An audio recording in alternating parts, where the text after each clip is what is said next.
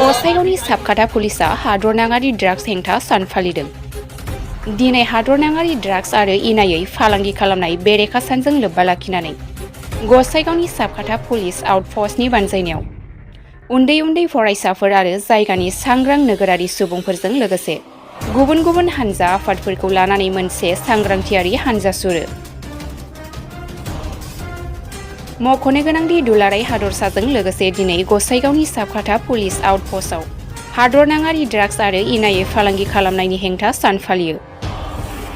साबकाटा outpost पुलिसनि गाहाय मावख'गिरि शिव प्रसाद कलितानि दैदेननायाव साबकाटा आनन्द मठ जातीय बिद्यालयनि उन्दै उन्दै फरायसा फरायसुलिफोरजों लोगोसे साबकाटा ओनसोलनि सांग्रां नोगोरारि रायजोफोरा आखायाव बेनार आरो प्लेकार्ड लानानै साबकाटा पुलिस आउटपस्टनिफ्राय आनन्द मठ जातीय बिद्यालयसिम हानजा सुरनानै रायजोफोरखौ हादरनाङारि ड्राग्स आरो इनायै ड्राग्स फालांगि खालामनायनि फारसे सांग्रां खालामनायनि नोजोरजों हानजा सुरनाय हाबाफारिखौ खालामनायखौ नुनो मोननाय जादों।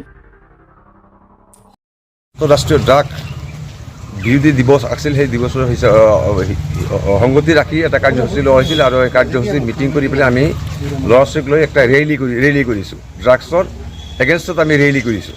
এইটোৱে আমাৰ কাৰ্যসূচী আছিল আজিৰ। আমি যিমানখিনি প্ৰচেষ্টা আমাৰ হাতত লৈছোঁ, যদি এইখিনি আমি ইমপ্লিমেণ্টেশ্যন কৰিব নিশ্চয় আমি সফলতা কামনা কৰিব সফলতা পাম বুলি আমি আশা ৰাখিছোঁ।